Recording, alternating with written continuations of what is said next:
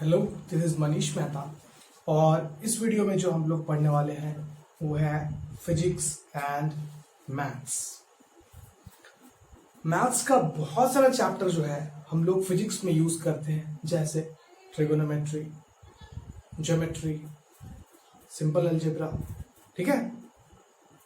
इसके अलावे आपके पास दो नए ऐसे चैप्टर्स हैं जो अभी तक आपने क्लास 10 तक नहीं पढ़ा। वो है vector and calculus. Yes, vector and calculus. ये जो चैप्टर्स है वो अभी तक आपने मैथ्स में नहीं पढ़ा है, उसी चीज को हम लोग अब पढ़ेंगे। ठीक है।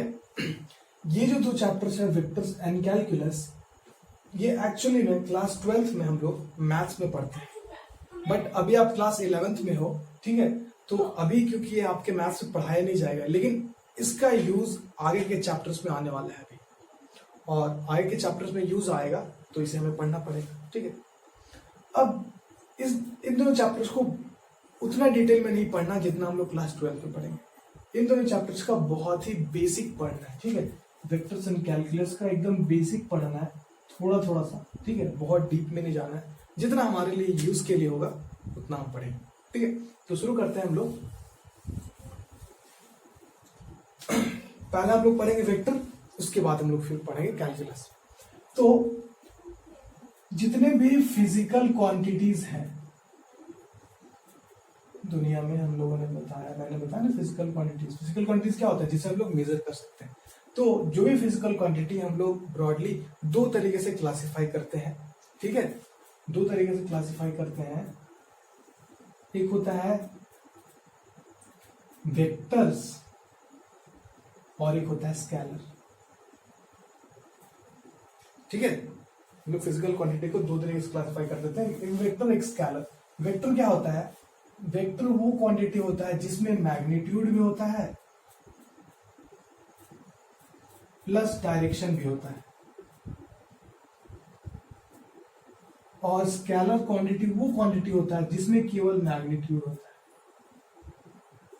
बस दोनों में यही फर्क, इसमें जो है डायरेक्शन नहीं होता है। अब इसके एग्जांपल्स ले लो।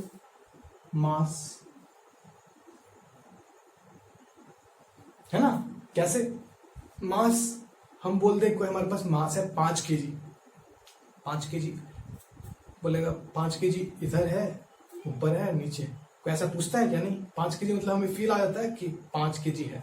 ठीक है। जैसे आपको कोई बोल दे टाइम 9 बज रहा है, आपने कभी पूछा ऊपर बज रहा है कि इधर बज रहा है, किस साइड में बज रहा है, नॉर्थ की ओर बज रहा है? कोई डायरेक्शन नहीं पूछा आपने, कितना बज रहा है फील आ गया। ठीक है। तो इसमें कोई डायरेक्शन नहीं होता, इसमें सिर्फ वैल्यू होता है। ठीक है। समझ में आ रहा आपको? टेम्परेचर, जैसे रूम टेम्परेचर ले लिया 25 डिग्री सेल्सियस। 25 डिग्री सेल्सियस का आपको कोई डायरेक्शन की जरूरत नहीं पड़ता है कि इधर वाला इस डायरेक्शन में 25 डिग्री सेल्सियस है, इस डायरेक्शन में है, इस डायरेक्शन में। ठीक है। तो इन सब चीजों, जो चीज जिनमें जरूरत नहीं पड़ता हमें कि वो किस डायरेक्शन में है, उस चीज को क्लैरिफाई करने के लिए उसे हम लोग स्केलर कहते हैं। केवल उसमें हमें जरूरत पड़ता है उसके मैग्नीट्यूड का। जैसे मास को 5 केजी से 5 केजी, टाइम को जैसे 9 AM ले लिए। ठीक है। 9 AM या फिर 9 सेकेंड, कितना देर हुआ टाइम ड्यूरेशन। टेम्परेचर को ले लिए 25 डिग्री सेल्सियस, इस तरीके की चीज। लेकिन मैग्नीट्यूड प्लस डायरेक्शन किस चीज में आता है उसे वेक्टर कहते हैं। जैसे बहुत सिंपल एग्जांपल लेते हैं हम लोग। फोर्स,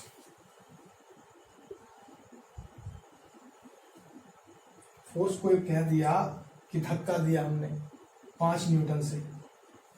ठीक है। तो बोले धक्का तो दिया भाई 5 न्यूटन से, कैसे दिया, कहां दिया, ये हमें सोचना पड़ेगा। मतलब लेट सपोज ये है, इसको हम लोगों ने धक्का दिया, तो किस डायरेक्शन में दे रहे हैं हम लोग? राइट साइड से लेफ्ट साइड की ओर दे रहे हैं। मेरा राइट ये है, इस राइट से लेफ्ट की ओर दिए। ठीक है। डायरेक्शन दिख रहा है ना इसका। या फिर ये है, इस पे धक्का देंगे, तो किस डायरेक्शन में दे रहे हैं? बोर्ड की अंदर की ओर दे रहे हैं। समझ में आ रहा आपको? इसमें डायरेक्शन की जरूरत पड़ेगी, हम लोग नहीं बताएंगे तो समझ में नहीं आया कि हाँ फोर्स तो लगा है, ये समझ में आ रहा है, लेकिन किस डायरेक्शन में फोर्स लगा रहा है ये समझ में नहीं आ रहा है। ठीक है। जैसे कोई हमारे पास गाड़ी है, सिंपल सी चीज है, कोई गाड़ी है, वो रोड में कभी कभी खराब हो जाता है ना, तो हमें धक्का देना पड़ता है। अगर सपोज ये गाड़ी का आगे वाला पार्ट है, समझ में आ रहा आपको, तो हम पीछे से धक्का देंगे, यहां से धक्का देंगे ना पीछे से आगे की ओर। ऐसा थोड़ी है कि आगे से पीछे की ओर देंगे, गाड़ी को मूव करवाना है, तो हमें क्या इसका डायरेक्शन पता चल रहा है कि हम इधर से उधर दे रहे हैं। समझ में आ रहा आप डायरेक्शन का इंपॉर्टेंस। हाँ, किस डायरेक्शन में धक्का देना है, तो डायरेक्शन ही तो इस चीज में रोल प्ले कर रहा है कि हमें किधर देना है। ठीक है, हम लोग अगर इधर से धक्का देते हैं तो गाड़ी नहीं चलेगा, पीछे से देते तो चलेगा। तो अलग अलग डायरेक्शन पे देने से इफेक्ट अलग आ रहा है, इसलिए इसमें डायरेक्शन भी आता है। ठीक है, और जो अदर चीज हम लोग पढ़ेंगे वो है वेलोसिटी। वेलोसिटी मतलब यही, लेट्स सपोज फिर से वही वाला हमारे पास गाड़ी है, तो कोई बोलेगा वेलोसिटी 5 मीटर पर सेकेंड है, 5 मीटर पर सेकेंड। बोलेगा हाँ बहुत बढ़िया, बट किस साइड में, इधर है या इधर है? बोलेगा ना 5 मीटर पर सेकेंड से जा रहा है, बट इसको एक चीज बताना पड़ेगा किधर जा रहा है, इधर जा रहा है, उधर जा रहा है, कहीं जा रहा है। ठीक है, उसके बिना इनकम्प्लीट रहेगा। ठीक है, कहाँ जा रहा है वो, आगे जा रहा है, पीछे जा रहा है, नॉर्थ की ओर जा रहा है, साउथ की ओर जा रहा है। ठीक है, लेकिन हम लोग ऐसा बोल सकते हैं मास जो है 5 kg नॉर्थ की ओर है, नो सेंस। समय जो है नॉर्थ की ओर 9 सेकेंड है, कोई फर्क नहीं पड़ता। वेलोसिटी जो है नॉर्थ की ओर 5 मीटर पर सेकेंड है, यस, इसका सेंस बनता है। फिलहाल आपको तो इस तरह की चीज को हम लोग, जिसका डायरेक्शन होता है उसे हम लोग कहते हैं वेक्टर, जिसका डायरेक्शन नहीं होता है उसके हम लोग कहते हैं स्केलर। दोनों में ही मैग्नीट्यूड होता है, ऑब्वियस सी बात है। किसी भी चीज को हम लोग मेजर कर रहे हैं तो उसका मैग्नीट्यूड तो होगा ही, अदरवाइज वो फिजिकल क्वांटिटी ही नहीं बचेगा। ठीक है, तो ये समझ में आ गया। तो हमें स्केलर, तो इसमें कुछ ज्यादा जानना नहीं है, स्केलर में बस ये जानना है कि मैग्नीट्यूड होता है। हम लोग जो ज्यादा मूव करने वाले हैं, पूरे डिटेल में पढ़ने वाले हैं, वो है वेक्टर्स को। ये जो वेक्टर है इसे पढ़ना है पूरे डिटेल में। ठीक है, बट थोड़ा सा जो है स्केलर से हम थोड़ा सा कुछ चीज से अलग कर लेते हैं, और भी कुछ चीज, जैसे स्केलर को हम सिंपली ऐड कर देते हैं। स्केलर्स को हम सिंपली ऐड कर देते हैं, कैसे? हमारे पास कोई है, ये जो सिंपली, इसको लिख लो आप, सिंपली एडेड या फिर अल्जेब्रिकली एडेड, अल्जेब्रिकली एडेड। जैसे आपके पास कोई बोल दिया कि 5 kg है और कोई आपको 1 kg और दे दिया, ऐड होने के बाद कितना हो जाएगा? 6 kg। सिंपली ऐड कर रहे हैं। ठीक है, होगा ना ऐसा?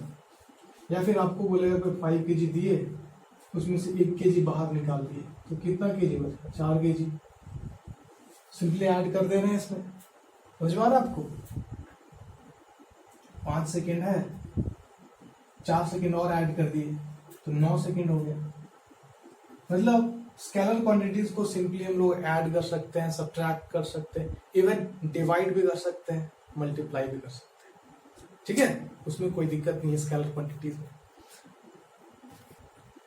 जैसा सिंपल मैथ्स में करते हैं वैसा कर सकते हैं, कोई दिक्कत नहीं। लेकिन वेक्टर्स में ऐसा हर बार नहीं कर सकते। ठीक है, वेक्टर्स में एडिशन के लिए, सब्ट्रैक्शन के लिए, ठीक है, मल्टीप्लिकेशन के लिए सम स्पेशल रूल्स हैं। यही चीज स्केलर से वेक्टर को अलग बनाता है, और उन्हीं सब चीजों को हम लोग आगे पढ़ने वाले हैं। ठीक है, और उसी का फिर यूज करने वाले हैं आगे के चैप्टर्स में। तो ये तो ठीक है भाई, स्केलर का तो हम लोग बचपन से पढ़ते हैं, सिंपल मैथ्स, एडिशन। वेक्टर्स के क्या क्या रूल्स हैं, कैसे ऐड करते हैं, वो सब चीज हम लोग सीखेंगे इस वीडियो में। ठीक है, तो जो वेक्टर है, सबसे पहले ये जो वेक्टर है, ठीक है, उसको कैसे हम लोग रिप्रेजेंट करते हैं? इसे हम लोग रिप्रेजेंट करते हैं, जैसे हम लोग को कोई फोर्स बोलेगा, कैसे रिप्रेजेंट करेंगे? एफ लिख करके ऊपर हम लोग वेक्टर मतलब एरो लगा देंगे। जब भी किसी भी सिंबल से, फोर्स का सिंबल एफ लिए, उसके ऊपर एरो लगा दिए तो वो वेक्टर रिप्रेजेंट कर रहा है। से वेलोसिटी, उस पर एरो लगा दिए। ठीक है, हर वो चीज जिस पे एरो लगा दिए। ठीक है, जैसे हम लोग आगे पढ़ेंगे मोमेंटम। मोमेंटम होता है मास इंटू वेलोसिटी, होता है ना, मास इंटू वेलोसिटी। तो वेलोसिटी में क्या आ गया? डायरेक्शन आ गया, तो मोमेंटम भी जो है उस पर भी एरो लग जाएगा, वो भी वेक्टर क्वांटिटी है। वेलोसिटी का डायरेक्शन होता है, कोई डायरेक्शन में है ठीक है। तो जिस डायरेक्शन में है तो ऑब्वियस बात है जो है मोमेंटम का भी डायरेक्शन होगा तो वो भी वेक्टर होगा, ठीक है। तो इस तरीके से हम लोग जो है वेक्टर्स को रिप्रेजेंट करते हैं विथ सिंबल, और ग्राफिकली जो रिप्रेजेंट करते हैं सिंपल ग्राफिकली वो इस तरीके से करते हैं। जैसे सपोज कोई फोर्स लगाया 5 न्यूटन का इस डायरेक्शन की ओर इधर, ठीक है, ऐसे कुछ होगा उस पर दिया यूज कर दिया, ठीक है। तो ये इस तरीके से रिप्रेजेंट करते हैं, ये 5 न्यूटन फोर्स है। फिर ऐसे नहीं लिखो तो एफ लिख दो, सिंपली एफ। ये सिंपल ये बता रहा है ये कि ये वेक्टर है, इसका जो एरो ये हेड है, एरो हेड, वो बता रहा है किस डायरेक्शन में है, और ये जो इसका लेंथ है, ठीक है, ये लेंथ जो है वो बताता है मैग्नीट्यूड। मैग्नीट्यूड मतलब कितना वैल्यू है, समझ में आपको। एरो हेड इस तरीके से है ना, तो ये बता रहा है इस डायरेक्शन में है, और इसका लेंथ का वैल्यू जितना है वो बताता है मैग्नीट्यूड, ठीक है। वो स्केलिंग किया जाता है, स्केलिंग किया जाता है जैसे हम लोग ग्राफ पेपर देखते हैं उसके अनुसार से स्केलिंग करते हैं कि इतना लेंथ है, 1 सेंटीमीटर है, 2 सेंटीमीटर, 3 सेंटीमीटर, तो हम लोग बोल देते हैं 1 सेंटीमीटर के करस्पॉन्डिंग 1 न्यूटन है। लेट सपोज ये टोटल है 3 सेंटीमीटर, तो कितना हुआ 3 न्यूटन, ठीक है। इस तरीके से स्केलिंग कर देते हैं हम लोग। तो कोई आपको अगर ऐसा दे दे, इससे बड़ा दे दे, ठीक है, आपको कोई दे दे एफ डैश दे दे या फिर F not they they, let's suppose F not they दिया कोई आपको, तो आप देख के बता सकते हो कि इस वेक्टर का मैग्नीट्यूड इससे ज्यादा है। क्यों? क्योंकि इसका लेंथ ज्यादा है, लेंथ ही उसके मैग्नीट्यूड को बताता है, ठीक है। छोटे वेक्टर्स का मतलब जिसका मैग्नीट्यूड कम होगा वो वेक्टर छोटे से रिप्रेजेंट करेंगे, जिसका मैग्नीट्यूड ज्यादा होगा उसको बड़ा से रिप्रेजेंट करेंगे। इस चीज को हमें ध्यान रखना है, ठीक है। इस तरीके से हम लोग ग्राफिकली रिप्रेजेंट करते हैं वेक्टर्स को, इस तरीके से सिंबलिकली हम लोग रिप्रेजेंट करते हैं। अब एक चीज और, वेक्टर को जो हम लोग एक और तरीके से रिप्रेजेंट करते हैं वो है कोऑर्डिनेट एक्सिस में। कोऑर्डिनेट एक्सिस में हम लोग वेक्टर को, जैसे एफ वेक्टर आपको दिया है, उसे हम लोग जो है एक्स आई कैप प्लस वाई जे कैप प्लस जेड के कैप, ठीक है, ये तो पता चला हम लोग वेक्टर को रिप्रेजेंट कर रहे हैं, ठीक है। उसे जब हम लोग और अच्छे से हम लोग लिखेंगे डिटेल में तो ऐसे भी रिप्रेजेंट करते हैं। हम लोग इसके बारे में और आगे डिटेल में पढ़ेंगे। फिलहाल आपको जो ध्यान देना है वो एक बार ध्यान देना है, ठीक है, ऐसे रिप्रेजेंट करते हैं, ठीक है, ये समझ में आया आपको। अब जो हम लोग देखने वाले हैं वो है सिंपल सी चीज है, एक टर्म है इक्वल वेक्टर, ठीक है। पहले जो चीज है वो है इक्वल वेक्टर। इक्वल वेक्टर मतलब नाम से पता चल रहा है क्या, अगर दो वेक्टर्स इक्वल हैं तो वो इक्वल वेक्टर है। बट कैसे? वेक्टर्स के पास क्या क्या होता है? मैग्नीट्यूड और डायरेक्शन। तो दो वेक्टर्स इक्वल तभी होंगे जब उनका मैग्नीट्यूड भी सेम होगा और डायरेक्शन भी सेम होगा।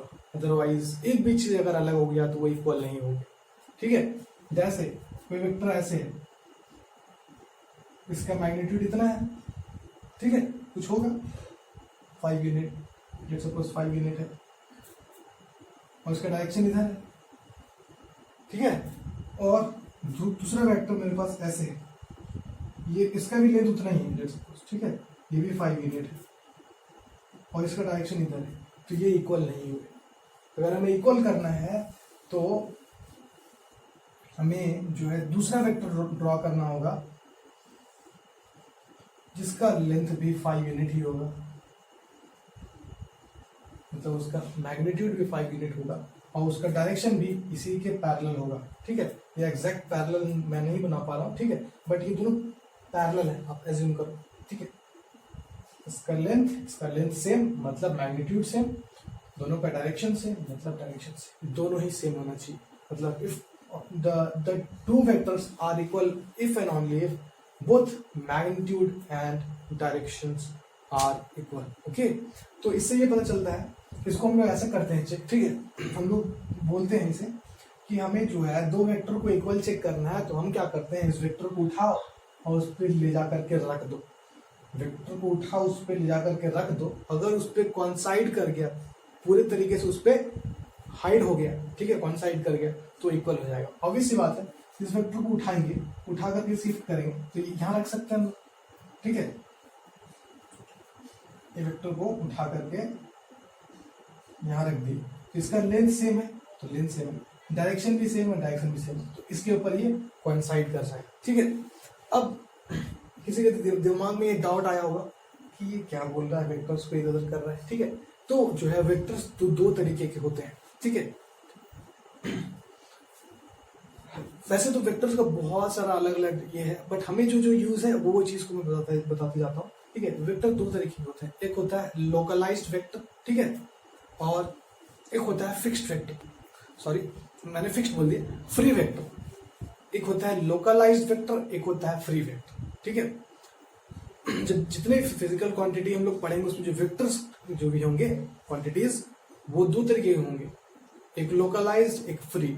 लोकलाइज्ड मतलब उसे हम लोग मूव नहीं करवा सकते, वो जहां है वहां, ठीक है। अगर उसे हम लोग मूव करवाते हैं तो उसका जो इम्पैक्ट है, जिस चीज पे रिएक्ट हो रहा है, वो खराब हो जाएगा। लेकिन कुछ वेक्टर्स होते हैं फ्री वेक्टर्स, जिसे हम लोग मूव करवा सकते हैं, किसी मूव करा के यहाँ ले आ सकते हैं, ठीक है। उसका डायरेक्शन चेंज करके नहीं, डायरेक्शन वैसे ही रहेगा, मैग्नीट्यूड वही रहेगा, उसको उठा करके रख दे। जैसे एक एरो है आपके पास, होता है ना एरो, बस उसको उठाया, जिस तरीके से रखा उसी तरीके से उठा कर रख दिया, ठीक है। उसका डायरेक्शन को भी चेंज नहीं किया, एरो का मैग्नीट्यूड तो चेंज होगा ही नहीं, लेंथ, ठीक है। तो वो होते हैं फ्री वेक्टर्स। फ्री वेक्टर्स वो वेक्टर्स हैं जिसे हम लोग अगर डिस्प्लेस करते हैं, मतलब अगर दूसरी जगह पे शिफ्ट करते हैं, तो उससे जो भी बॉडी पे वो एक्ट हो रहा था या फिर जहां पे वो एग्जिस्ट कर रहा था, उससे कोई भी चेंजेस नहीं आते, ठीक है। हमारे रिजल्ट में कोई चेंजेस नहीं आते, ठीक है।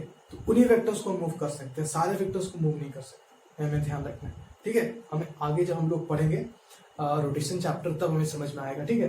हम लोग देखेंगे कि अगर हम लोग बॉडी को, जैसे कोई बॉडी रहेगा, उस पर अगर यहाँ फोर्स एक्ट करवाएंगे, ठीक है, अगर उसी फोर्स को हम लोग शिफ्ट करवा देंगे तो वो चेंज हो जाएगा, तो वहां पे हम लोग चेंज नहीं कर सकते। कहीं पे हम लोग जो है चेंज कर भी सकते हैं, हम लोग शिफ्ट भी करवा सकते हैं, ठीक है। तो जिसे शिफ्ट कर सकते हैं वो होता है फ्री वेक्टर, जिसे हम लोग शिफ्ट नहीं कर सकते हैं, शिफ्ट मतलब पैरेलली शिफ्ट, जिसे पैरेलली शिफ्ट कर सकते हैं वो फ्री वेक्टर, और जिसे शिफ्ट ही नहीं कर सकते वो है लोकलाइज्ड वेक्टर, ठीक है। ये समझ में आया आपको। अब है multiplication of vector by a real number, ठीक है। Multiplication of vector by real number, मैं वेक्टर को ऊपर डाल देता हूं। इसमें जो टॉपिक दिख रहा है, हम लोग देख रहे हैं मल्टीप्लीकेशन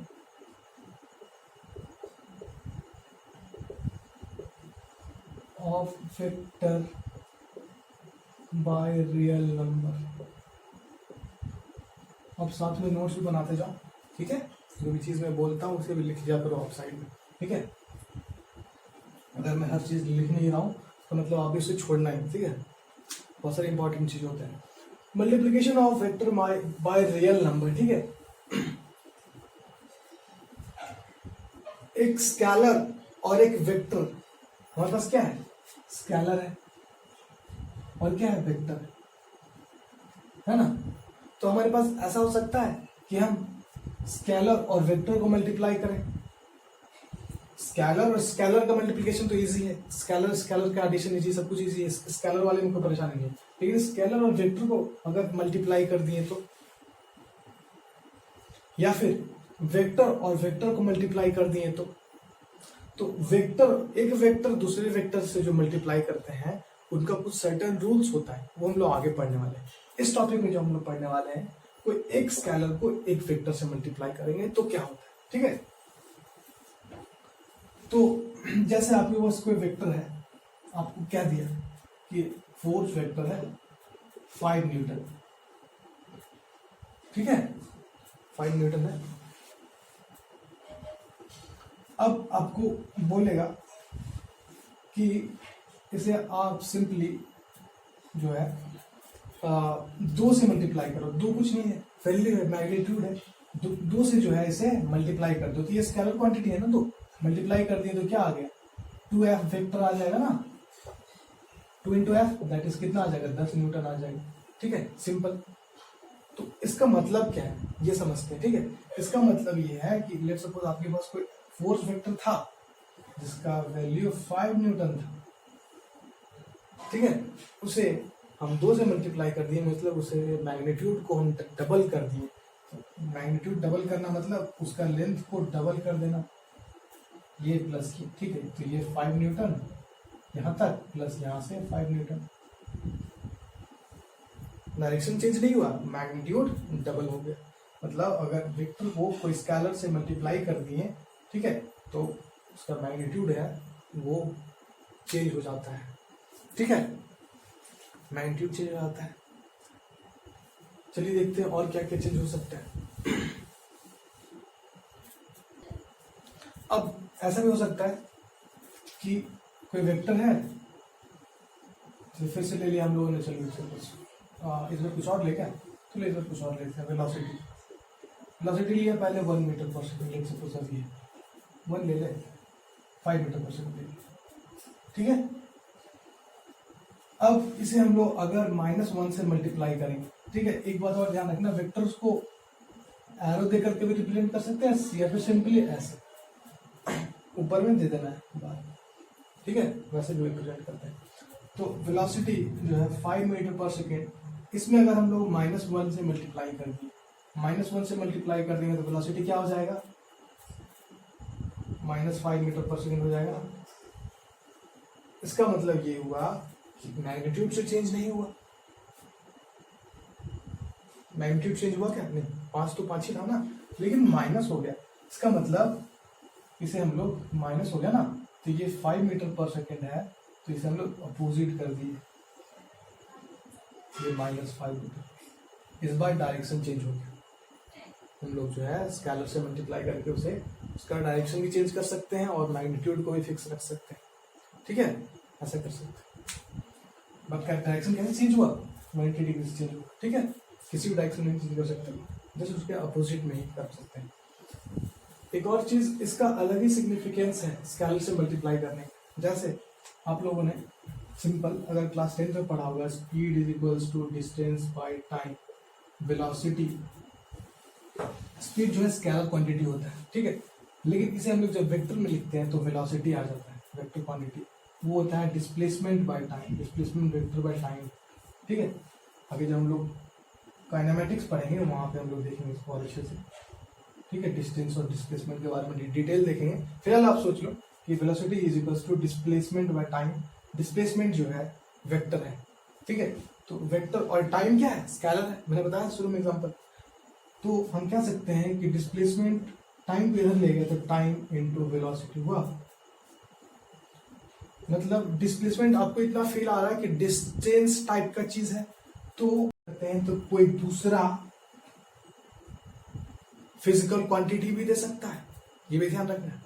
क्या हो रहा था, मैग्नीट्यूड चेंज हो रहा था, एक बार -1 से मैंने मल्टीप्लाई किए तो अपोजिट हो जा रहा था, दूसरे बार, तीसरे बार में क्या हो जा रहा है, ऐसा भी केस आ रहा है जहां पे हम लोग वेक्टर को स्केलर से मल्टीप्लाई किए, जो कि टाइम है, उससे दूसरा वेक्टर आ गया, वही नहीं था, शुरू में फोर्स से फोर्स ही रह रहा था, लेकिन यहाँ पे वेलोसिटी था तो उसमें टाइम से मल्टीप्लाई किए तो डिस्प्लेसमेंट बन गया, मतलब वेलोसिटी से कहीं ना कहीं वो डिस्टेंस के फॉर्म में आ गया। तो इस तरीके से जो है multiplication of vector by real number roll play करता है हमारा, ठीक है। ओके, तो अब हमें जो पढ़ना है वो है addition and subtraction of vectors, मतलब दो वेक्टर को कैसे ऐड कर सकते हैं, सब्ट्रैक्ट कर सकते हैं। सिंपली ऐड नहीं कर सकते लोग वेक्टर्स को, ठीक है, हमें कुछ रूल्स फॉलो करना पड़ता है एडिशन। तो पहले एडिशन ऑफ वेक्टर्स पढ़ेंगे, फिर सब्ट्रैक्शन ऑफ वेक्टर्स पढ़ेंगे, ठीक है। वेक्टर्स को ऐड करने का जो रूल है दो तरीके से करते हैं। एक होता है triangle law of vector addition, triangle law of vector addition, और एक दूसरा होता है पैरेललोग्राम लॉ। इसे मैं आगे बताता हूँ, पहले हम लोग ट्राइंगल लॉ सीख लेते हैं। तो एक चीज मैं बता दूं, जो वेक्टर था उसका अगर डेफिनेशन कोई पूछे तो बोलेंगे vector are those physical quantities which has magnitude and direction as well as they follow the special rules of vector addition, special rules of vector addition को जो फॉलो करते हैं और जिनके पास डायरेक्शन और मैग्नीट्यूड होता है उसे ही हम लोग जो कहते हैं वेक्टर कहते हैं। ठीक है, तो ये डेफिनेशन भी हमें ध्यान देना है। Vectors are those quantity which has magnitude direction. ठीक है, एनसीईआरटी में इसका डेफिनेशन दिया बहुत अच्छे से। As well as they follow this laws of vector addition, follow laws of vector addition, तब ये कंप्लीट डेफिनेशन होगा। सिर्फ हम क्या देंगे कि वेक्टर वो है जिसके पास मैग्नीट्यूड है, डायरेक्शन है, वो नहीं, उसके साथ साथ ये वाला भी ऐड करना पड़ेगा। ठीक है, तो अब ये एप्रोप्रिएट होता है, ये में ध्यान रखना। तो हम लोग देख रहे हैं triangle law of vector addition. Triangle law of vector addition मतलब दो वेक्टर को ऐड करना है। कैसे करेंगे? बहुत ही सिंपल, बहुत टफ नहीं है चीज। जैसे एक वेक्टर आपके पास ऐसा है, ठीक है, और दूसरा वेक्टर कोई है जो कि आपको लेट सपोज कोई दे दिया ऐसा, ठीक है। अब कोई ऐसा दे दिया तो क्या करोगे आप? इन दोनों वेक्टर्स को ऐड करना है। लेकिन इसका जो है मैग्नीट्यूड ए है, मतलब ये ए वेक्टर है, इसको ए, और ये बी वेक्टर है, इसका मैग्नीट्यूड ए हुआ। ठीक है, किसी भी वेक्टर के मैग्नीट्यूड को ऐसे हम लोग रिप्रेजेंट करते हैं, ये भी हमें याद रखना है। ये वेक्टर है, इसका हमें अगर मैग्नीट्यूड लिखना है केवल, तो उसका रिप्रेजेंटेशन इससे हम लोग मॉड लगा देते हैं। This represent for magnitude of vectors.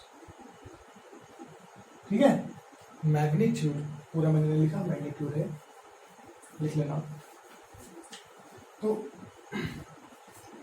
ये दो वेक्टर्स है, उनमें हमें triangle law of vector addition करना है। सिंपली हम लोग a प्लस बी, हमें वेक्टर एडिशन करना है, मतलब a प्लस बी करना है, वेक्टर एडिशन करना है। सिंपली ऐड नहीं कर सकते, जैसे 2 kg plus 3 kg equals to 5 kg होता है ना, वैसा नहीं होगा। मतलब अगर ये होगा 2, ये होगा 3, तो ऐड करके 5 नहीं आ सकता। वेक्टर्स में ऐसा नहीं होगा। ठीक है, कैसे होगा? ट्राइंगल लॉ से हमें पता चलेगा कि क्या होगा एग्जैक्टली। हम क्या करते हैं, हमें निकालना है a प्लस बी, इन दोनों का समीशन निकालना है। तो हम एक वेक्टर को वहीं रहने देते हैं, दूसरे वेक्टर को उठाकर, क्योंकि वेक्टर्स जो है मैंने बताया फ्री वेक्टर्स होते हैं, मतलब हम लोग वेक्टर्स को एक जगह से दूसरी जगह मूव भी करवा सकते हैं, जिसे हम उठा करके यहाँ रख देते हैं। ठीक है, या फिर अगर यहाँ रखने का मूड नहीं है आपको, ठीक है, तो मैं यहाँ पे ड्रॉ कर देता हूँ। इस बी वेक्टर को मैं पैरेलली शिफ्ट करके यहाँ ले आता हूँ। वेक्टर्स को हम आराम से शिफ्ट कर सकते हैं, इसे भी हम शिफ्ट करके यहाँ रख देते हैं। हम ऐसा रखें कि इसका जो टेल है, ये टेल है, और ये आगे वाला पार्ट हेड है।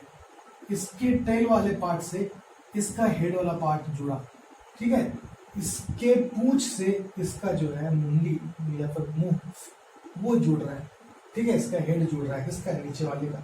इस तरीके से रखना है, ये कहता है ये रूल। ठीक है, तो जब एक वेक्टर को दूसरे वेक्टर के टेल पे रख देते हैं, एक वेक्टर के हेड को, this is head of this vector, और इस वेक्टर के लिए टेल है। ठीक है, तो हेड टू टेल एडिशन हो रहा है ना, इसका हेड टू टेल एडिशन। तो जब हम हेड टू टेल एडिशन करते हैं, ठीक है, तो क्या होता है, जो a प्लस बी होगा वो होगा यहां से डायरेक्ट एक आप वेक्टर ड्रॉ करो। ठीक है, ऐसे करो, यहां से डायरेक्ट एक आप वेक्टर ड्रॉ करो जो यहां जाता हो ऐसे। तो ये होता है a प्लस बी,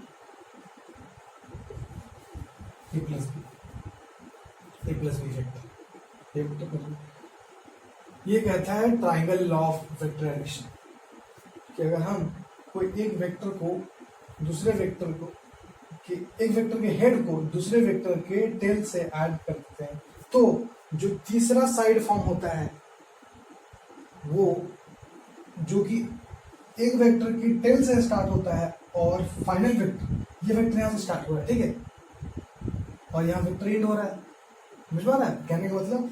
एक वेक्टर ये है, दूसरा वेक्टर ये है, तो इसके टेल से स्टार्ट होकर के दूसरे वाले के हेड पे जाएगा, तो उसे हम कहेंगे a प्लस बी, और इसको बोलते हैं resultant. Resultant vector, R vector से रिप्रेजेंट कर सकते हैं, आर मतलब रिजल्टेंट। समझ में आ रहा है? बहुत ध्यान से समझना इस चीज को। इसका हेड इसके टेल पे रखे तो इसका सेंस कैसा है, ऐसे जा रहा है एरो, एरो को देखते जाओ। उसके बाद एरो कैसे गया है, ऐसे। इसका एरो कैसे हो गया, जस्ट टेढ़ा हो गया। ऐसे कैसे जाना चाहिए था, इधर से इधर जाता, इधर से इधर जाता, और एरो इधर जाना चाहिए था जिस तरीके से पैटर्न फॉलो कर रहा था। नहीं, ऐसे गया, ऐसे गया, और एरो जब उल्टा कर दिया हम लोग यहाँ से, कहने का मतलब हम लोग यहाँ से एरो स्टार्ट किए कर, तो इसके टेल से हेड तक हम एरो स्टार्ट कर दिए, ठीक है। यहाँ तो जो है ये है हमारा रिजल्टेंट वेक्टर। अब तो ये हो गया हमारा रिजल्टेंट वेक्टर। अब एक चीज होता है एंगल बिटवीन द वेक्टर्स, मतलब इन दो वेक्टर जो इनिशियली दिया हुआ था उनके बीच का एंगल जो है वो क्या होगा, ठीक है। आपको कोई पूछेगा दो वेक्टर्स के बीच में एंगल क्या होगा, तो जब भी दो वेक्टर्स के बीच में एंगल फाइंड करना है तो उसे या तो हेड टू हेड ज्वाइन कर दो या तो टेल टू टेल ज्वाइन कर दो। अगर हम इसके टेल से ज्वाइन कर देते हैं, इसका टेल और इसका टेल, तो क्या होगा, इसे शिफ्ट करके यहाँ ले आएंगे, शिफ्ट करके ले आओ, तो ये बनेगा एंगल बिटवीन द वेक्टर्स। ये वेक्टर है जो शिफ्ट करके यहाँ लाए, इसके बीच का एंगल। या फिर इसे यहाँ ले चले जाओ, यहाँ ले चले जाओ, तो क्या होगा, इसे शिफ्ट करके यहाँ रख देंगे। अरे समझ में, या तो हेड टू हेड या टेल टू टेल, इसे उठाओ यहाँ रख दो, रख देते हैं। चलो इसके बीच में जो एंगल है, तो वेक्टर्स के बीच में एंगल जब भी देखना है बहुत ही इंपॉर्टेंट है। ये चीज को अगर आप नहीं समझोगे तो गलत हो जाएगा एंगल बिटवीन द वेक्टर्स। आगे क्वेश्चन करोगे तो ध्यान देना है, जब भी दो वेक्टर्स के बीच में एंगल जो पूछ रहा है, मतलब हेड टू हेड रखेंगे तो जो एक्यूट एंगल फॉर्म करेगा, या फिर उसी वेक्टर्स को टेल टू टेल रखेंगे तब जो एक्यूट एंगल फॉर्म करेगा वही एंगल बिटवीन द वेक्टर्स। तो यहाँ पे ए और बी के बीच में हम angle between the vectors find करें तो क्या आएगा, क्या करेंगे, इसे हम शिफ्ट कर देंगे आगे, कर दो भाई। और क्योंकि इसका टेल और इसका टेल जुड़ना चाहिए, तो ये आ गया हमारा एंगल बिटवीन द वेक्टर्स, ठीक है। अब एंगल बिटवीन द वेक्टर्स आ गया, हमें है अब ये जो आर को ए और बी के टर्म में मैथ्स लगा करके फाइंड करना है, ठीक है। तो मैं क्या करता हूँ, इसका डेरिवेशन बहुत ही सिंपल है एचसी वर्मा में, ठीक है। एडिशन और सब्ट्रैक्शन आप जब ये उसका जो टॉपिक है वहाँ रीड करोगे एचसी वर्मा में, तो बहुत ही सिंपल मैथ्स है, उसमें सिर्फ उस चीज को यूज करके, ठीक है, पाइथागोरस थ्योरम को यूज करके वो कर दिया है डिराइव। वहां से देख सकते हो, उसका जो इंपॉर्टेंट रिजल्ट है वो हमें याद रखना पड़ता है, मैं उस चीज को बता देता हूँ, ठीक है। इंपॉर्टेंट रिजल्ट जो है वो ये है, जो आर वेक्टर है वो होता है under root a square plus B square plus 2ab cos theta, पूरा ही रूट के अंदर है, ठीक है। ये पूरा टर्म ए स्क्वायर मतलब ए का मैग्नीट्यूड का स्क्वायर, ठीक है। बी का स्क्वायर मतलब बी का मैग्नीट्यूड का square plus 2ab cos theta. कौन सा थीटा, दो वेक्टर्स के बीच का एंगल, ठीक है। तो ये तो हमारा हो गया रिजल्टेंट का पहला फॉर्मूला, स्टार मार लो आप इसे, ठीक है। बहुत ज्यादा यूज आने वाला है जब रिजल्टेंट फाइंड करोगे आप दो वेक्टर्स के बीच में, तो ठीक है। जब भी एंगल दिया रहे आपको दो वेक्टर्स के बीच में, या फिर फिगर में भी दे देगा तो फिगर में हम शिफ्ट करके देख लेंगे, उसके बीच में हेड टू हेड ज्वाइन करेंगे या फिर टेल टू टेल ज्वाइन करेंगे, तो थीटा आ जाएगा और ए और बी का वैल्यू दिया जाएगा, सब्स्टिट्यूट करके हम आराम से फाइंड कर लेंगे। तो वेक्टर का ये जो है, ये वेक्टर का ये सिर्फ मैग्नीट्यूड है, मॉड लगा देना मतलब मैग्नीट्यूड वेक्टर है, क्योंकि ए बी वेक्टर है, दोनों को ऐड किए तो फाइनल रिजल्टेंट भी वेक्टर आना चाहिए, तो उसका मैग्नीट्यूड आया। उसका डायरेक्शन क्या होगा, तो उसके डायरेक्शन को फाइंड करने के लिए फिर से हम लोग मैथ्स यूज करते हैं। इस चीज को मैं यहाँ बताता हूँ ताकि आपको याद रहे, ठीक है। इस चीज को मैं यहाँ पे बताने की कोशिश कर रहा हूँ, इसको आपको डायरेक्टली याद रखना है, लेकिन अभी जो मैं बता रहा हूँ कि इसका डायरेक्शन कैसे लिखते हैं, ठीक है। वेक्टर्स का एक मैग्नीट्यूड होता है, डायरेक्शन होता है। मैग्नीट्यूड तो ये हो गया, डायरेक्शन क्या होगा, डायरेक्शन के लिए क्या करेंगे, यहां से हम लोग परपेंडिकुलर ड्रॉ करेंगे, ठीक है। और ये बी है तो आपने ट्रिग्नोमेट्री पढ़ा होगा, ये बी इसका लेंथ है, इसका लेंथ ए है, ठीक है। ये मैं अभी वेक्टर्स के एरो को हटा देता हूँ, इसका लेंथ बी है। तो ट्रिग्नोमेट्री में अगर आप इसको बोलते हैं परपेंडिकुलर और इसको बोलते हैं हाइपोटेन्यूज, बोलते हैं ना। तो अब रीड करो cos theta, cos theta B by H, पता ना, सॉरी ये बेस है ना, बी बाय एच हाइपोटेनस।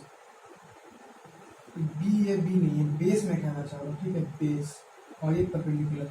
तो ये बेस बाय परपेंडिकुलर है, तो बेस हम यहाँ से कैलकुलेट कर सकते हैं, वो है H cos theta, B H मतलब बी, ठीक है। Base by hypotenuse, base by hypotenuse, hypotenuse क्या है, बी है, और ये बेस, ठीक है। तो यहाँ से क्या आ गया, बेस, बेस जो आ गया, ये बेस वो आ गया बी का कॉस थीटा, मतलब ये जो बेस आ गया, base equals to B cos theta है, ये वाला लेंथ इसके टर्म में बी कॉस थीटा है, ठीक है। आगे मैं बताऊंगा एक और चीज, कंपोनेंट ऑफ वेक्टर्स, उससे और इजी हो जाएगा, ठीक है। लेकिन अभी आप ट्रिगोनोमेट्री से ही कर सकते हो, ठीक है। आगे मैं कंपोनेंट ऑफ वेक्टर बताऊंगा, जैसे कंपोनेंट लेते हैं कॉस थीटा साइन थीटा, ठीक है, आगे पता चलेगा। फिर आप ट्रिगोनोमेट्री यूज करके ये निकाल लिए, जो बेस का वैल्यू था वो आ गया बी कॉस थीटा, आप निकालना खुद से, और परपेंडिकुलर निकालेंगे तो ये बी साइन थीटा आ जाएगा। ट्रिगोनोमेट्री यूज करके साइन थीटा यूज करेंगे तो यहाँ से ये वाला लेंथ आ जाएगा, ठीक है। तो ये वाला लेंथ यहाँ से यहाँ तक आ गया, ये वाला लेंथ यहाँ से यहाँ तक आ गया। अब हम लोग जो इसका डायरेक्शन बताते हैं रिजल्टेंट का, वो किसी एक वेक्टर से बताते हैं। लेट सपोज हम ए वेक्टर से बताते हैं कि ए वेक्टर से कितना एंगल पे है, लेट सपोज ये अल्फा एंगल पे है, तो हम लोग बोलेंगे कि ए वेक्टर से अल्फा एंगल पे है, तो उसका वो डायरेक्शन है और ये उसका मैग्नीट्यूड है, ठीक है। इस तरीके से हम लोग रिजल्टेंट का डायरेक्शन बताते हैं। तो अल्फा में फाइंड करना होगा, तभी तो कह पाएंगे कि ए वेक्टर से इतना एंगल पे है। तो अल्फा फाइंड करने के लिए ये जो बड़ा सा ट्राइंगल दिख रहा है, इसका मैं नाम दे देता हूँ ओ A B. O A B में हम लोग जो है टैन थीटा रीड करते हैं, सॉरी टैन अल्फा रीड करते हैं, टैन अल्फा रीड करेंगे तो ये अपन ये होगा perpendicular upon base, that is tan alpha read करो आप, tan alpha equals to B sine theta upon base B cos theta plus ए।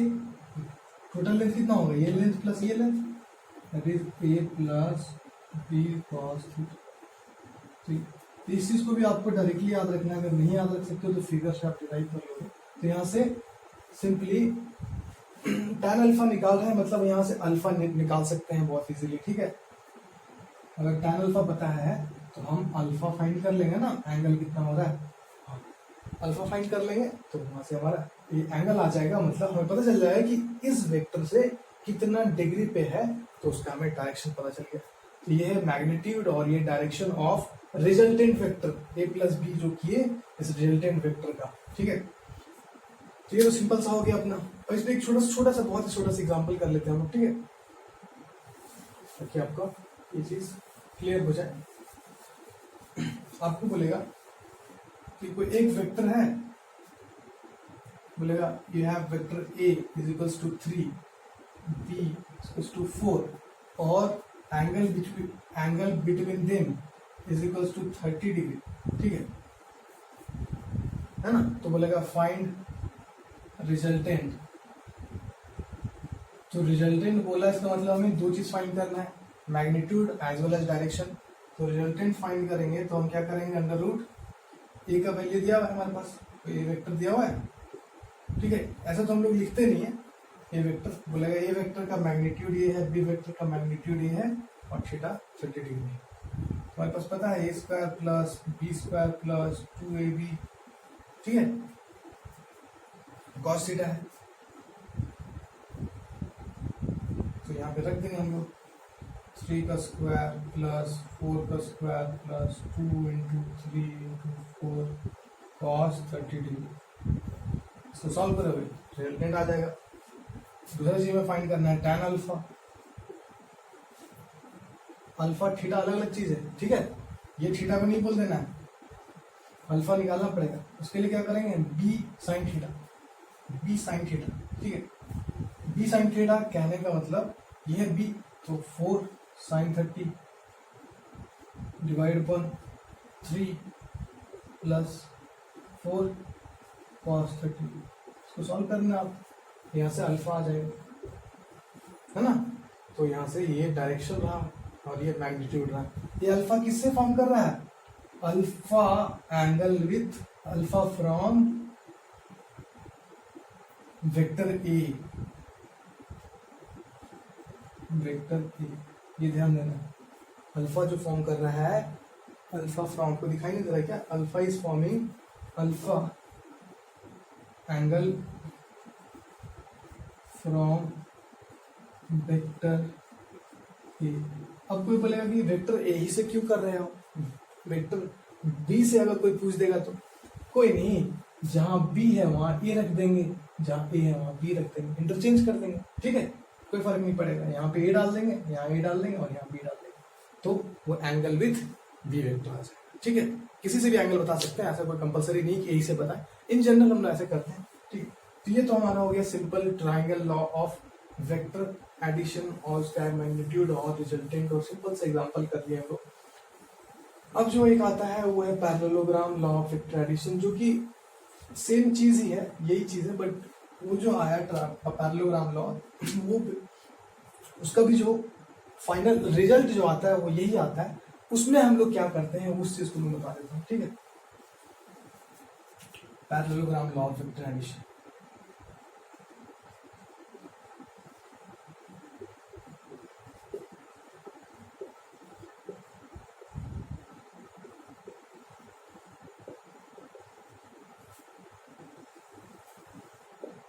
बस आपको आइडिया लेना है कि क्या होता है, ठीक है। बहुत ज्यादा डिटेल में नहीं जानना है, मतलब डिटेल इन इसका ज्यादा यूज ही नहीं है, मतलब कोई भी एक चीज को जानो आप, इसका डायरेक्ट ये और ये यूज करके आंसर निकालना है आपको। तो बोलता है कि अगर आपके पास दो वेक्टर्स है, एक ऐसे था और एक ऐसे था, तो अगर आपको रिजल्टेंट निकालना है तो क्या करो, आप इन दोनों को एज्यूम कर लो कोई पैरेललोग्राम के साइड है, मतलब बी को ऐसे रख दो, ए को ऐसे रख दो, तो हमको एज्यूम करने बोलते हैं कि ये पैरेललोग्राम का कोई साइड है, ऐसा एज्यूम कर लो। तो ठीक है, चलो एज्यूम कर लिए। तो पैरेललोग्राम अगर फॉर्म करेगा तो कैसा फॉर्म करेगा, ऐसे। तो ये दोनों पैरेललोग्राम के दो एडजेसेंट साइड होंगे। एज्यूम करने के लिए बोलता है कि ये लॉ कि दो पैरेलल, ये जो दो है ए और बी, वो पैरेललोग्राम के एडजेसेंट साइड्स हैं, ठीक है, एडजेसेंट साइड्स। उनके बीच में एंगल ये होगा ना, थीटा। क्यों, क्योंकि दोनों टेल टू टेल है यहाँ पे। तो कहता है कि when the two vectors are such that they are representing the sides of parallelogram, then the diagonal, ये जो diagonal है ना, वही बताता है resultant vector r equals to a plus b।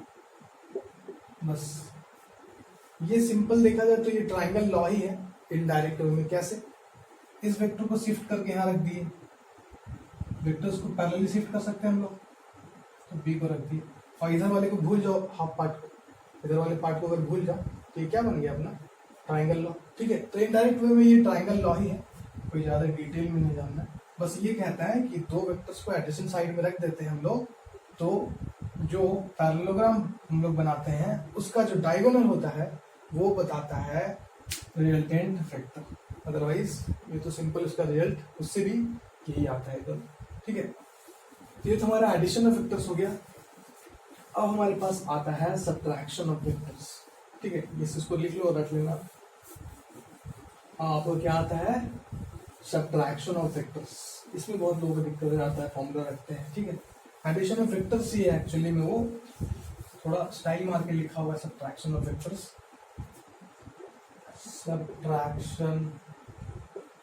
Subtraction of vectors,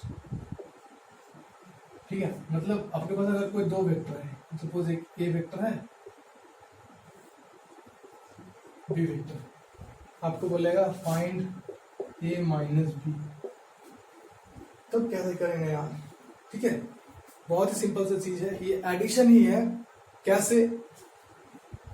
इसे हम लिख सकते हैं ए प्लस ब्रैकेट बंद माइनस ऑफ बी। लिख सकते कि नहीं लिख सकते? कोई दिक्कत तो नहीं है, सिंपल मैथ्स है यार। माइनस को अंदर ले लिया और प्लस लिख दिए, मतलब ये a vector plus minus b vector है, तो ये एडिशन ही तो है। अब ये माइनस बी वेक्टर क्या होता है, अगर वो समझ गए, ये तो सिंपल है वही रहा। माइनस बी वेक्टर समझ गए तो हमारा सब्ट्रैक्शन भी खत्म। कैसे? ये है बी वेक्टर, बी वेक्टर को -1 से मल्टीप्लाई किया। आपको याद है मैंने बताया था multiplication of vector by scalar, तो उसमें मैंने बताया था -1 से जब मल्टीप्लाई करेंगे तो क्या होगा, ये जो बन जाएगा माइनस बी बन जाएगा। माइनस बी मतलब उसका डायरेक्शन जो है ऐसे हो जाएगा, ये ऐसे हो जाएगा, ठीक है। अगर ये बी वेक्टर है तो ये वाला माइनस बी वेक्टर, ठीक है। ये है बी वेक्टर और ये हो जाएगा माइनस बी वेक्टर। समझ में आ रहा है आपको? कभी भी कोई वेक्टर को -1 से मल्टीप्लाई करना, ठीक है, उसके आगे माइनस लगा देना, मतलब उसे इधर से जस्ट अपोजिट पीछे कर देना, ठीक है। ऐसे कर दिए हम लोग, तो ठीक है भाई, मेरे पास ए वेक्टर है, प्लस करना है माइनस बी वेक्टर से, तो बी वेक्टर का कोई काम नहीं है, सिर्फ हमें उसका माइनस लेना था तो ले लिए। हमारे पास 2 वेक्टर आ गया, अब सिंपली ऐड कर देते हैं, ठीक है। चलो करते हैं, कैसे करते हैं हम लोग? क्या करना है, कुछ नहीं करना है, ऐसे रख देना, ओके। दूसरा वैसे रख देना, ये माइनस बी वेक्टर, दिक्कत तो नहीं। अब ए वेक्टर, अब इन दोनों का रिजल्टेंट क्या होगा? इन दोनों का रिजल्टेंट होगा इस, यहाँ से यहाँ गया एक एरो, इसके हेड से इसका टेल, फिर यहाँ हेड, तो इसके टेल से, जहाँ से होगा इसके टेल से इसके हेड तक जो जाएगा वो रिजल्टेंट होगा। यही तो होगा रिजल्टेंट, ये तो मैंने सिखाया। एक को ऐसे रखो, दूसरा कैसे रखो, और तीसरा को जस्ट अपोजिट रख दो यहाँ से, या फिर ऐसे रख दो, रिजल्टेंट, ठीक है। सिंपल, ये रिजल्टेंट हो गया, उसको अपोजिट कर दिए तो ये फॉर्म कर गया। मैं ऐसे क्वेश्चन से बताता हूँ तो और अच्छे से क्लियर होगा आपको, ठीक है। जैसे आपको ना ऐसे कर देता है, आपको क्वेश्चन दे देता है कि ये जो वेक्टर से आपका, और ये क्लियर हो जाएगा अच्छे तरीके से। आपको बोलेगा क्वेश्चन है 2 वेक्टर्स, ठीक है, ऐसे 2 vectors have equal magnitude of 5 unit, ठीक है। Angle between the vectors, angle between the vectors is 60 degree, okay.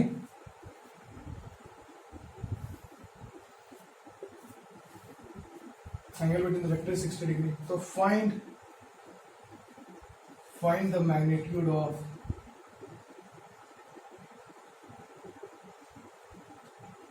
subtraction of vector.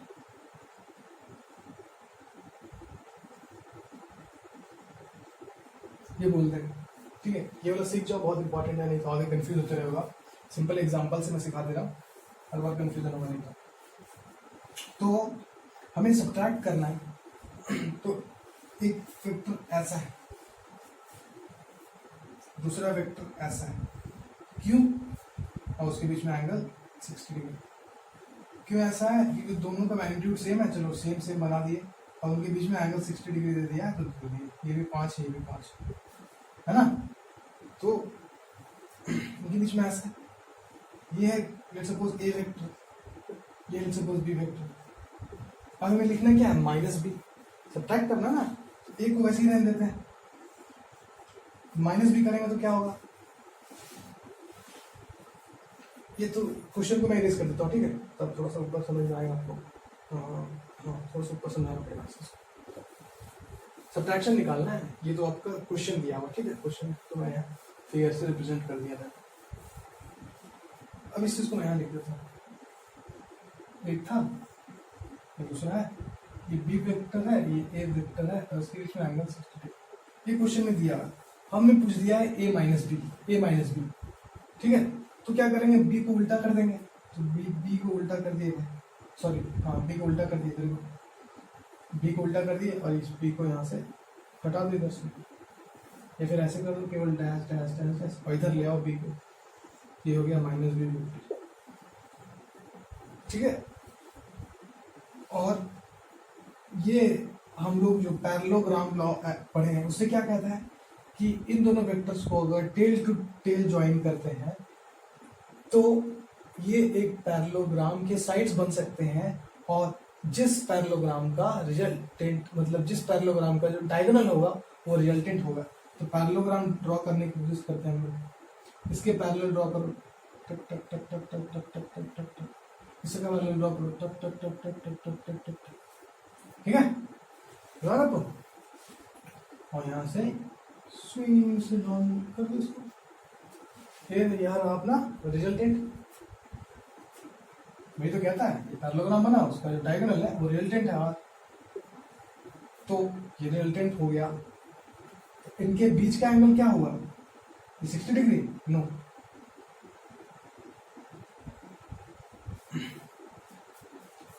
Angle जो होता है वेक्टर्स के बीच में हेड टू हेड होता है या टेल टू टेल होता है।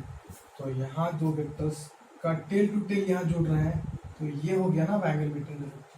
वो जो एंगल था 60 डिग्री ए प्लस बी के बीच में था, ए प्लस बी के बीच में था, ए और बी के बीच में, लेकिन ए और माइनस बी के बीच में एंगल चेंज होकर के ये आ जाएगा, क्योंकि हम लोगों ने वेक्टर को अब ऐसे कर दिया। तो ये एंगल कितना आ जाएगा, ये 60 था, ये टोटल 180 था, तो ये कितना आया 120, 120 आया, तो ये थीटा 120 चेंज हो गया। अब क्या करना है, कुछ नहीं, रिजल्टेंट निकालना है, equals to A square plus B square plus 2ab cos theta. Very good. अब इस थीटा में हम क्या करेंगे, 120 को रखेंगे, और ए और बी का मैग्नीट्यूड वही क्या था यार, मैं तो भूल गया, 5 था ना। हाँ, इसकी जगह पे 5 रखेंगे, इसकी जगह पे 5। माइनस करने से ये एंगल बदल जाता है, ध्यान रखना है। मैग्नीट्यूड्स तो नहीं, कोई चेंज नहीं होगा, but this angle will change, it will not remain 60 degree, it will change to 120 degree due to its the vector is getting changed its direction। तो ये हमारा आ जाएगा, सिंपली सॉल्व कर लेना इसे आप, ठीक है, 120 रख करके। और 120 कहाँ से आ गया ये हम लोगों ने नहीं पढ़ा, मैथ्स में आप ट्रिगोनोमेट्री में पढ़ लोगे 120 कैसे फाइंड करना, ठीक है, ये मैथ्स है, फिजिक्स यहीं तक था। अब एक और चीज क्या क्या क्या क्या क्या, क्या? Angle tan alpha. तो क्या हो गया यार, जो था उस फॉर्मूले में रख करके सिर्फ थीटा ही तो चेंज होने वाला है, थीटा को 120 डाल के सेम अपना जो फॉर्मूला था टैन अल्फा को फाइंड कर लेना है, ठीक है। तो इस तरीके से हमारा सब्ट्रैक्शन ऑफ वेक्टर्स भी हो जाता है।